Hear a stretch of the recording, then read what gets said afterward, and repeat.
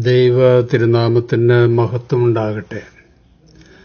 കർത്താവ് ജനസഹസ്രങ്ങൾക്ക് വിരുന്നൊരുക്കിയ രണ്ട് സംഭവങ്ങളിൽ ഒന്നാമത്തേത് ജൂയിഷ് ടെറിട്ടറിയിലും രണ്ടാമത്തേത് വിജാതീയരുടെ ദേശമായ ദെക്കേപ്പൊലിയിലും വച്ചായിരുന്നു.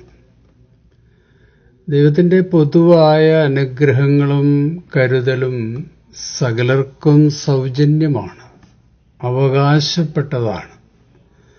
ജാതിയും മതവും നോക്കാതെ നല്ലവർക്കും ദുഷ്ടന്മാർക്കും ദൈവത്തിൻ്റെ കോമൺ ഗ്രേസ് നിർലോഭമായി നൽകുന്നതിൻ്റെ ഉദാഹരണങ്ങളാണ് ഈ വിസ്മയ വിരുന്നൊരുക്കൽ.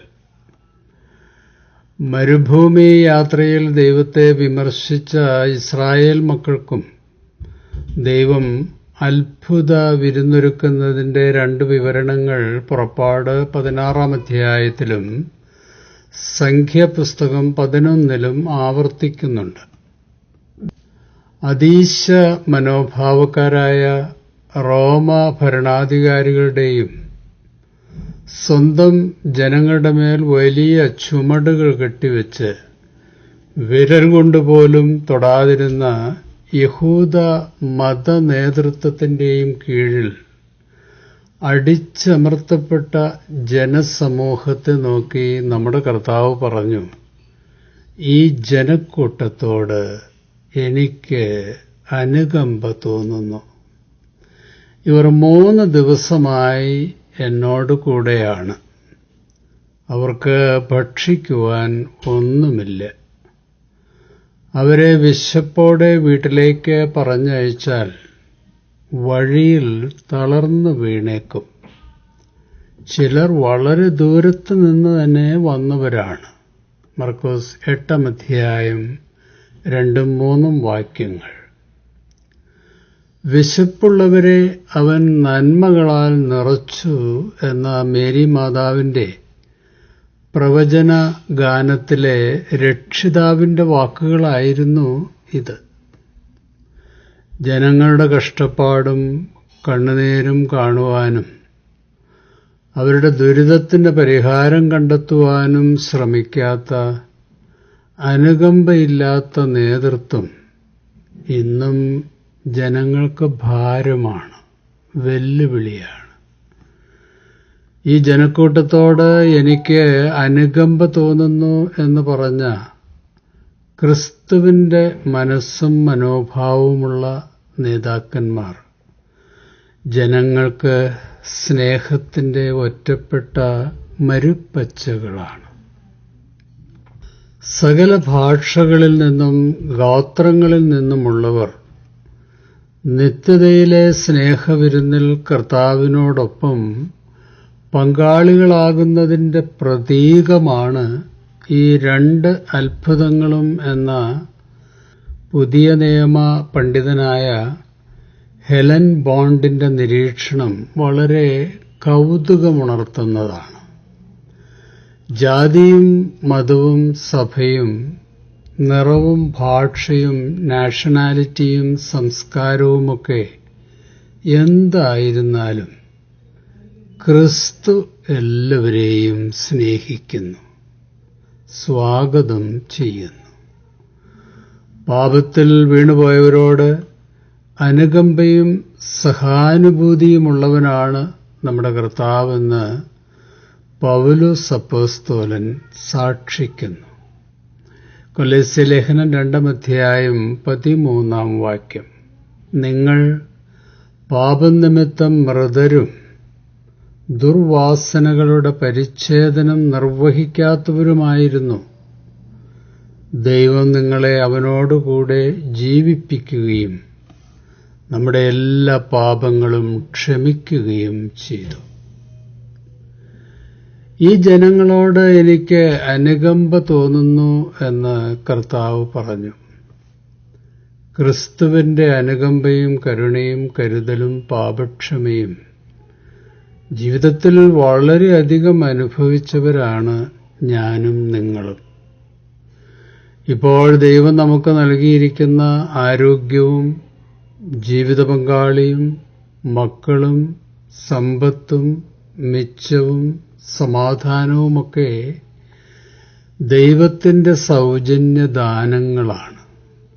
ഒന്നും നമ്മൾ നേടിയതല്ല, ദൈവം തന്നതാണ്. നമ്മൾ സ്വന്തം കാലിൽ നിന്നതല്ല, ദൈവം നിർത്തിയതാണ്. ദൈവത്തിന് നമ്മോട് തോന്നിയ കരുണയും കരുതലും അനുകമ്പയും നമുക്ക് ചുറ്റുമുള്ള നിരാലംബരായ മനുഷ്യർക്ക് പങ്കുവയ്ക്കാൻ നമുക്ക് തീർച്ചയായും ബാധ്യതയുണ്ട്. 100 കടം ഇളച്ചു കിട്ടിയ നമ്മൾ 10 കടപ്പെട്ടവരോട് വിട്ടുവീഴ്ച മനോഭാവത്തോടെ ആണോ പെരുമാറാറുള്ളത്? അഭിമാനത്തോടെ ജീവിക്കാൻ അനുഗ്രഹ സമൃദ്ധി നൽകിയ ദൈവമുമ്പാകെ ഒരിക്കൽ ആവശ്യക്കാർക്ക് പങ്കുവച്ചതിന്റെ കണക്ക് ബോധിപ്പിക്കേണ്ടി വരുമെന്നാണ് കർത്താവ് പറയുന്നത്. കൂടുതൽ ലഭിച്ചവരോട് കൂടുതൽ ചോദിക്കും. എളിയവർക്ക് കൊടുക്കുവാൻ സന്മനസ് കാണിച്ചവർക്കുള്ള സ്വർഗീയ പ്രതിഫലം വളരെ വലുതായിരിക്കുമെന്ന് കർത്താവ് പറയുന്നു. മത്തായി 25-ാം അധ്യായം. അനന്തരം രാജാവ് തന്റെ വലത്ത് ഭാഗത്തുള്ളവരോട് അരുളിച്ചെയ്യും, എന്റെ പിതാവിനാൽ അനുഗ്രഹിക്കപ്പെട്ടവരെ, വരുവിൻ, ലോകസ്ഥാപനം മുതൽ നിങ്ങൾക്കായി സജ്ജമാക്കിയിരിക്കുന്ന രാജ്യം അവകാശപ്പെടുത്തുവിൻ.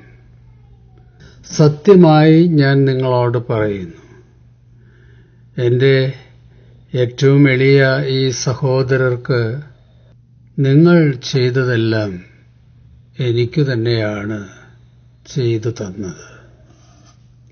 കർത്താവിന്റെ അനുകമ്പ നമ്മുടെ സ്വഭാവത്തിൽ പ്രവർത്തനക്ഷമമാകുമ്പോൾ ജീവിത പങ്കാളിയോടും മക്കളോടും മാതാപിതാക്കളോടും ക്ഷമിക്കുവാനും അവരുടെ ബലഹീനതകളെ ക്രിസ്തീയ സ്നേഹത്തിൽ ഉൾക്കൊള്ളുവാനും പ്രോത്സാഹിപ്പിക്കാനുമൊക്കെ നമുക്ക് കഴിയും.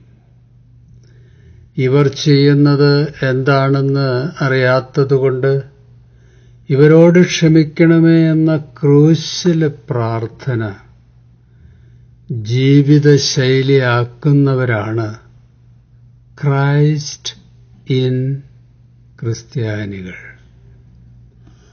വിശക്കുന്ന ജനസഹസ്രങ്ങളെ കണ്ട് അനുകമ്പ തോന്നിയ കർത്താവേ, ഭൗതികവും ആത്മീയവുമായ നന്മകളാൽ ഞങ്ങളെ സമ്പന്നരാക്കിയതിന് നന്ദി. ജീവിതത്തിന്റെ ഇല്ലായ്മകളിലും ദാരിദ്ര്യത്തിലും ക്രൂരമായ പീഡനങ്ങളിലും ഏകാന്തതയിലും രോഗക്കിടക്കയിലുമൊക്കെ കടന്നുവന്ന് ഞങ്ങളെ ആശ്വസിപ്പിച്ചതിനായി സ്തോത്രം. ഞങ്ങളുടെ പാപങ്ങൾ മോചിക്കുവാനും വീണ്ടെടുക്കുവാനും യഥാസ്ഥാനപ്പെടുത്തുവാനും ക്രൂശിലെ ത്യാഗബലിയും പുണ്യരക്തവും നൽകിയ കർത്താവേ സ്തോത്രം. കരുണയുള്ളവർക്ക് കരുണ ലഭിക്കുമെന്ന് അരുളി ചെയ്ത ദൈവം തമ്പുരാനെ, ഞങ്ങൾക്ക് ചുറ്റുമുള്ള സഹോദരങ്ങളോട് ക്ഷമിക്കുവാനും മാപ്പ് കൊടുക്കുവാനും കരുണ കാണിക്കുവാനുമുള്ള ക്രിസ്തീയ മനോഭാവം ഞങ്ങൾക്ക് നൽകണമേ. യേശുക്രിസ്തുവിന്റെ വിസ്മയനാമത്തിൽ അപേക്ഷിക്കുന്നു. കൃപയോടെ കേൾക്കണമേ. ശുഭാശംസകളോടെ എ പി ജോർജച്ചൻ.